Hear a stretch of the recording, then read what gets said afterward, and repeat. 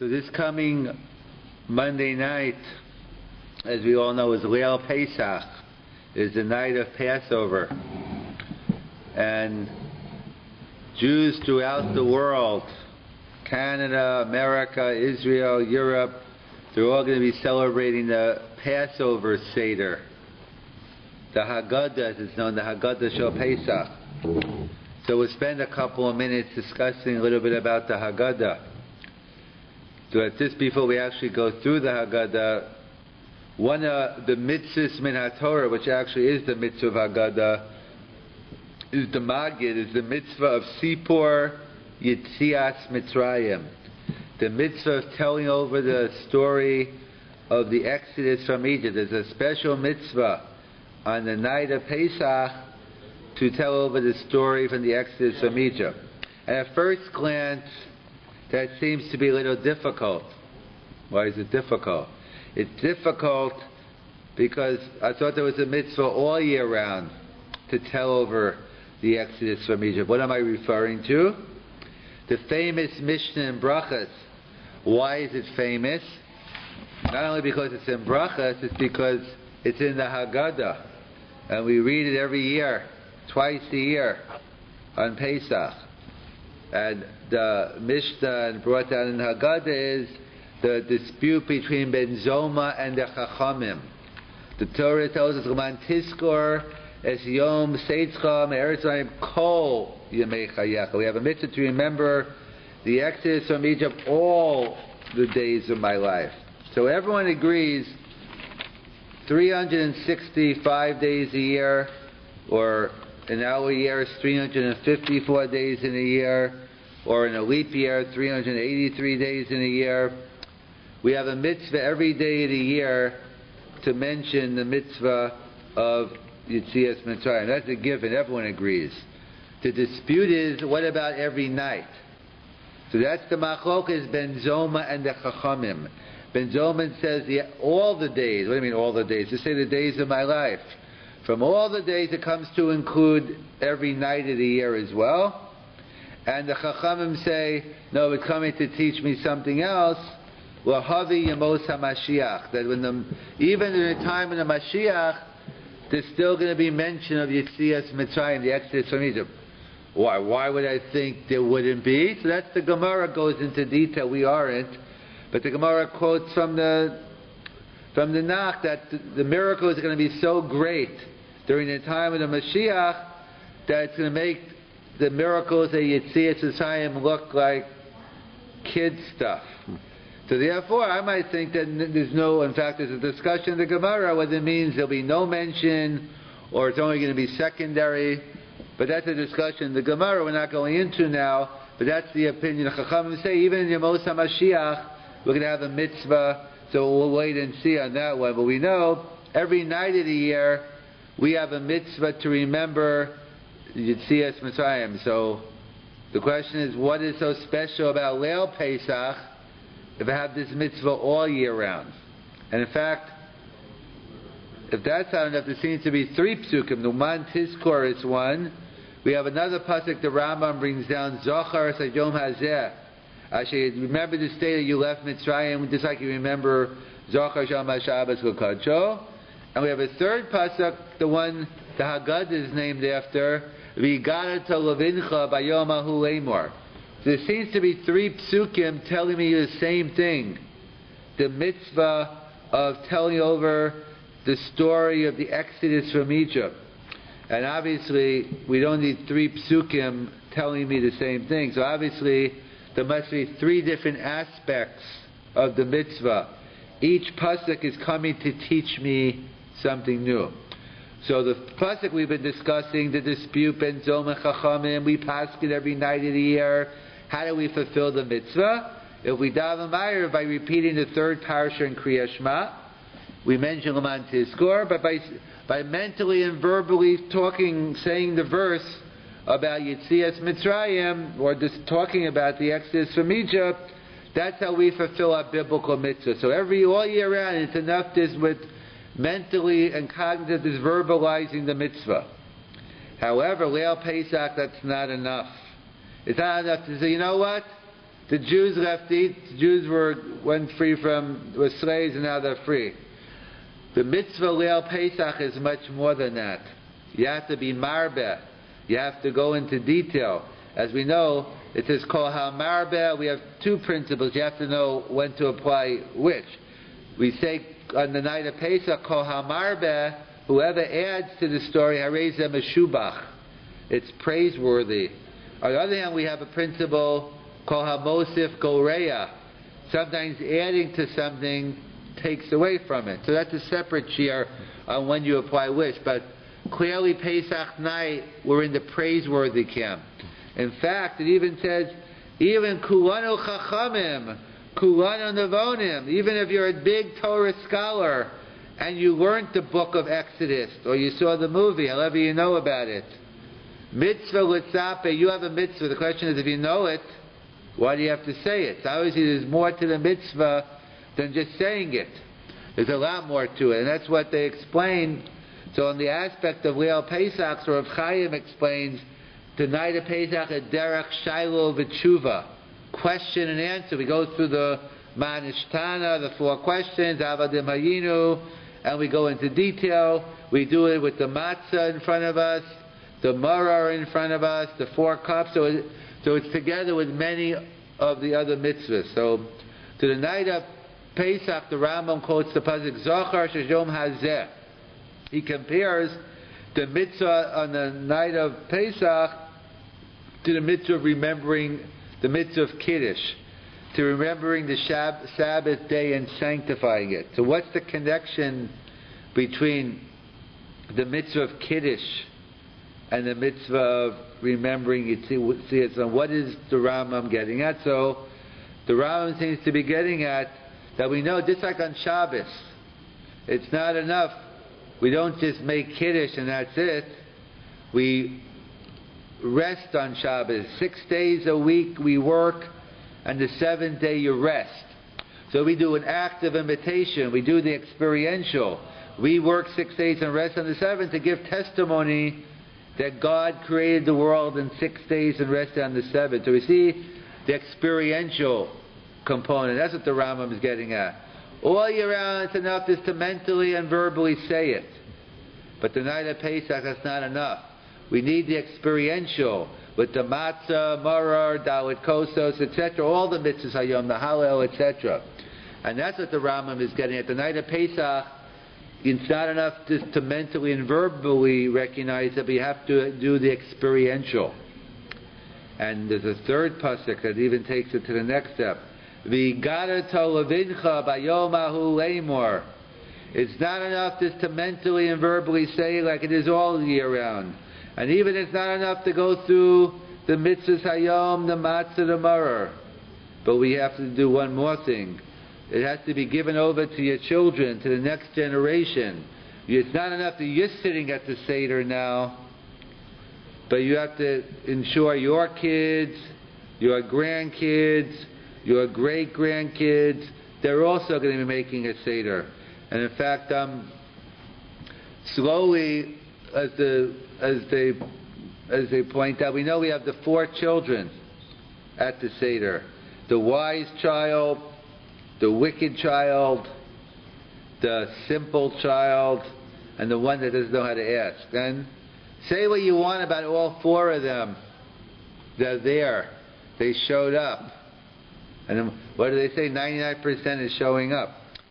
However, unfortunately, throughout North America, we're dealing with the 5th child, the absentee child, the one that we used to be given everyone, no matter how observant you are, you went to a Seder. That's not so simple. And there are unfortunately the growing 5th child, that there are many Jews today who aren't going to have a Seder, don't even know they're Jewish. That's what we have to make sure. It's not enough that we're here today. We have to make sure our kids, our grandkids, and we have to make sure we give it over to the next generation. And that's what they explain. L'man tizkor is a look, you need perspective. It's a look on the past. You have to go back and learn history, or else you're doomed to repeat it. Zachar Yom Hazeh, the present. You have to know what's going on in reality. And also, that's not enough. You got to levincha. You have to have a look into the future and to try to do things now to ensure that there are only going to be 4 children, and preferably the first one, but at least to have the children at the Seder. And that's what the mitzvah of Sipa, even though there's a mitzvah all year round of remembering the Exodus from Egypt, on the night of Pesach there's a mitzvah to tell over the story in great detail, question and answer with the 4 cups, the matzah and the maror, and give it over to the next generation. In fact, Karban Pesach we find the family dynamic in the Karban Seder. You have to prepare, have your chabur already. We see the family component of Passover already in the biblical mitzvah of the Paschal Lamb.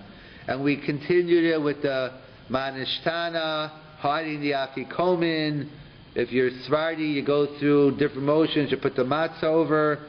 So we do many things at the Seder in order to get the children and everyone involved. Those are the different components. It's true there's a mitzvah all year round, but there's a much different and greater mitzvah, Leil Pesach, that we have to go into great detail, all the commandments of the night with the experiential, as well as giving over to the next generation. So that's the biblical mitzvah of Sipor Yetzias Mitzrayim. So we'll go through a couple of things now on that mitzvah. So it begins with the halach ma'anya. This is the bread of affliction. And it talks about the matzah. So, and then we raise up the matzah. This is the bread that the Jews ate in Mitzrayim, etc. As we see, matzah really has a dual connotation, because on one hand, matzah represents poor man's bread. That's the bread that the Jews, slaves, were given in Egypt and all over. And we know matzah also represents the geula. The matzah represents that we left Egypt in haste. The bread didn't have time to rise, and that's why we eat these flat wafers called matzah. So we see we have that because we see that's what we go through tonight. It's a night of paradoxes, as we'll see, and ironies, and we'll see that matzah really represents both. So you pick up the matzah in the halach ma'anya, you point to it, etc. So we just finished saying part of the mitzvah of the Leil Pesach is you do derech shaila v'tshuva. The best way of learning is question and answer. You get clarity. You have a question, you review it. What was the question and what was the answer? So why didn't Haggadah begin with the question? We began first with the statement of halach ma'anya, and then we get to the Manishtan and Avadim Hayinu. Why didn't we begin with the question? So a simple shot is because you need something to get the conversations going. You need a springboard. You take out a newspaper article, you take out some discussion, and then you get it heated up. So simple shot is you need something to discuss. So you start off with the statement. But Rav Alpert explained on a deeper level, it's much more than that. That we know that one of the most important lessons of chinuch, of education, and that's the cover of the Jewish Action, is it really working? I guess you'll have to, I haven't read the magazines, I guess, well, it is working for some and not for others, but that's a separate shiur on chinuch. So, but the night of Pesach is all about chinuch. It's educating specifically our children, but anybody. So we have to take guide. We have to take the guide from the Haggadah. We got to take our lead and see how the Haggadah is telling us how to teach our children and anyone else who will listen, and any of us, students, friends, family. So they point out that we know actions speak louder than words. That you could talk all you want, you could talk till your face is blue, but if you don't do it yourself, it's not going to be meaningful. If you're telling your kid, you know what, you should be learning, you shouldn't be watching TV all night while you're sitting in front of the TV reading your newspaper, it's not going to be too effective. If the kid might stop doing it, but not because of you, maybe in spite of you. In other words, what you want to do, if you want your children to continue in a way, again, there's exceptions to every rule, but all things being equal, is by you doing it. If the kids see you doing it, it's important to you, they'll pick up on it. You don't have to talk about it, they'll pick up on it. But when you talk about something and don't do, so that's not a very effective way. That's what the Haggadah is teaching us here. So it's a night of giving over Vigad to Levincha. It can't just be talk. You got to actually do. So you start off, you show this is the matzah that would happen in Mitzrayim, the matzah we're going to eat, and he sees you already made the kiddush, you already started doing the mitzvahs hayom, so you're setting the example. In fact, that's where the Haggadah gets its name, Haggadah. From Vigad to Levincha. Why not just say the normal word, daber, or lemor? Why use the word Haggadah from Yigadata? Because Yigadata means to demonstrate. It's not enough just to talk about it. You have to actually you have to demonstrate it, drinking the 4 cups, eating the matzah mara, going through the Haggadah. It's a religious experience.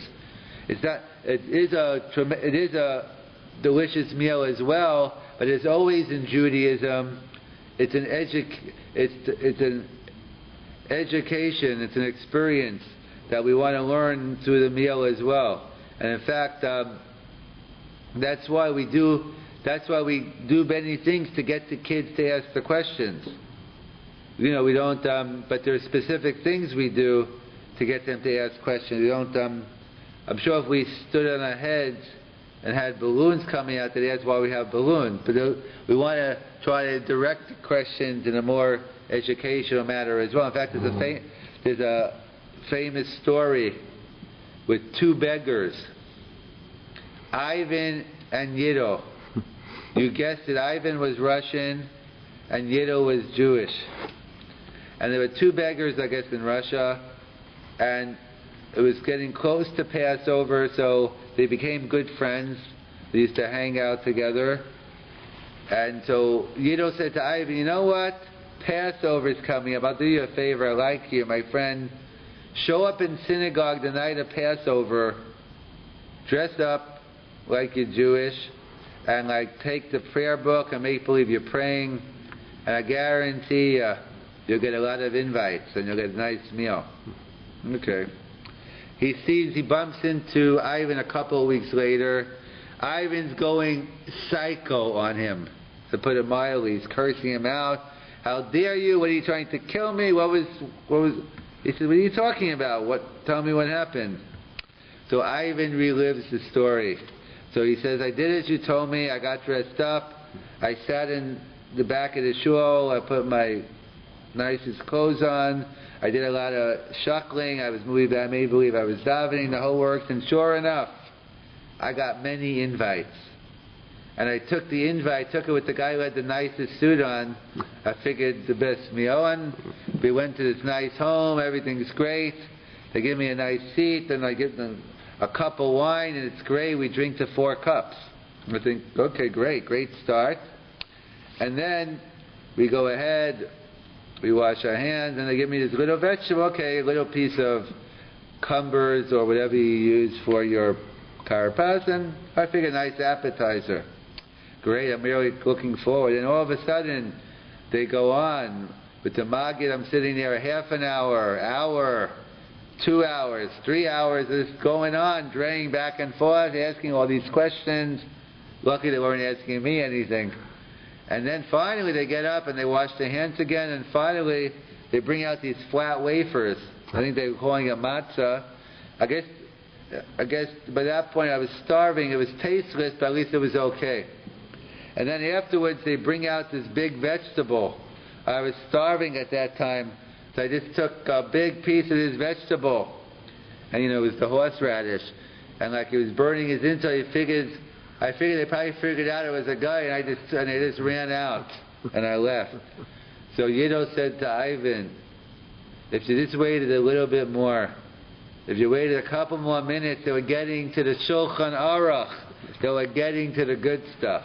And that's the lesson in life, is it's all about timing. Sometimes you need a little more patience. You wait a little bit more, then things come around.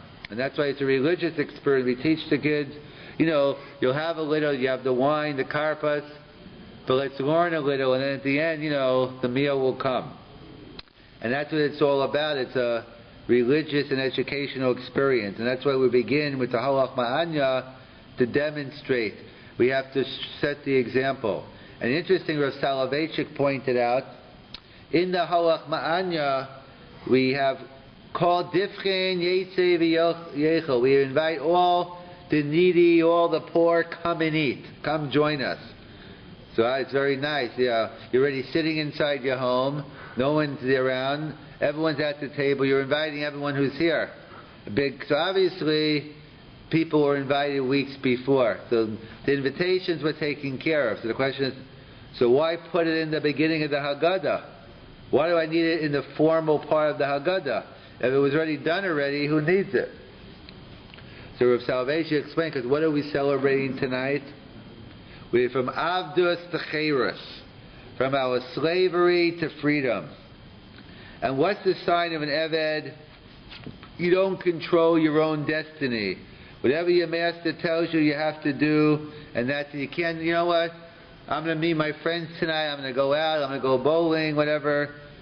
It's not up to you. If your owner gives you permission, you could go, but basically, you don't control your own time. In fact, that's why the mitzvah of Kiddush HaChodesh, the mitzvah of sanctifying time, was given when the Jews were going free now, because you can't give that mitzvah to a servant. It's meaningless. He has no concept of time. Only free people have a concept of time. And therefore, that's what it's coming to teach us here. I'm free. I'll decide. I want to invite guests over. It's my house. It's my time. I can invite who I want. And that's why, of course, you did the invitations before. But we're accentuating the freedom, the night of Pesach, that we're free. And what do free people do? They invite people over. And that's what it's all about. And that's why it begins. That's why in the beginning of Halach Ma'anya we have the invitation to the needy. And along these lines, that's what we also explain. We know we have the question, the Manishtana, the 4 questions, and Avadim Hayinu. The answer is both. We have, because it's a night of slavery and freedom, and that's why we have both symbols. The question is, what do we need the slavery part? Let's just get to the good stuff. What do we have? We're focusing on our freedom tonight. What do we have to talk about the Avdus? Let's just get with the freedom. Matchel b'kanus. Why? So the Mefarshim explained, the commentators explained, because the power of contrast. To fully appreciate anything in life, you have to know the other side. To fully appreciate freedom, you have to know what slavery is. If you never were a slave, we might appreciate our freedom, but we don't fully appreciate it. Someone who was once blind, and now they could see, they have a tremendous appreciation for sight more than a person who always could see. Not that we don't appreciate sight, but it's a totally different experiential we don't have. So that's why we talk about the slavery, not because we're focusing on the slavery. We're only discussing the slavery because we're focusing on the freedom. And we want you to realize that tonight's the night of freedom, and to appreciate what Cheirus is, what freedom is, you have to know what slavery is. Hence, we begin the Seder with the slavery in Egypt, so we can fully appreciate our freedom. And that's how, independent point, that's the pshat also in the 4 children, along those lines of Chinuch, that we know the 4 different children, the wise child, the wicked one, the simple one, and the one that doesn't know how to ask. So, so the simple explanation is the 4 different children. But I heard a pshat from Rav Alpert, Talmud Muvhag Rav Moshe Feinstein. He points out that really, you could say, it's not 4 different children, it's all one child. As we all know in our lives or with other people, we all go through different stages in life. We have the wise stage, we have some wisdom, we have the rebellious stage, hopefully not that long, we have the simple state, and we have the state that you don't know how to ask. Hopefully the focus will be on the wisdom, but it's really talking about the parent, you're talking to your children, that every child goes through these stages. And you have to realize it, and then you have to know how to answer. You have to know how to answer the wise child. You're all giving them, it's all the same question. Why are we doing this tonight, Daddy? Why are we doing this tonight, Mommy? And you give 4 different answers, the same answer, but in 4 different ways you explain how we went from slaves to freedom. And that's another lesson in chinuch, and that's why the Haggadah always gives new, you have to realize when you're giving an answer to someone, every person is different. Obviously you have to know the person. The answer might be the same, but the way you give it over, how you say it, a little detail, that's why you have to be very careful to give it over differently. You have to know your children and how they respond and how they don't respond. And that's another lesson we learn from the Haggadah, how to give over the same message to different people. And we'll conclude with they say over the famous from the, I think it's from the Lubavitcher Rabbi, one of them, that he points out that the 4 children from a historical point of view, that the Chacham, that was the great-grandfather, the grandfather who was the observant one. Then they came over to America and they assimilated. They threw the tefillin in the ocean. When they came over, they threw out Shabbos. That's the wicked child. The son of that is the son of the Russia is the Tam. So he's very confused. He's sitting on Grandpa's lap with the Kiddush and the Friday night, and he sees his father not even keeping Shabbos. Then you have the She'eno de Elishol, the 4th child, who probably never even met his grandfather. He's totally confused. Doesn't even know how to ask questions. When the grandmother went to light candles, he asked whose birthday it was. He never saw Friday night candle lighting. And that he explains, those are the 4 generations of the 4 children. And unfortunately, we pointed out, there's the 5th generation now where we have to fight to get them at the Seder. So those are some of just a little bit on some Inyan de Haggadah. And have a Chag Kosher v'Sameach, a happy Passover, and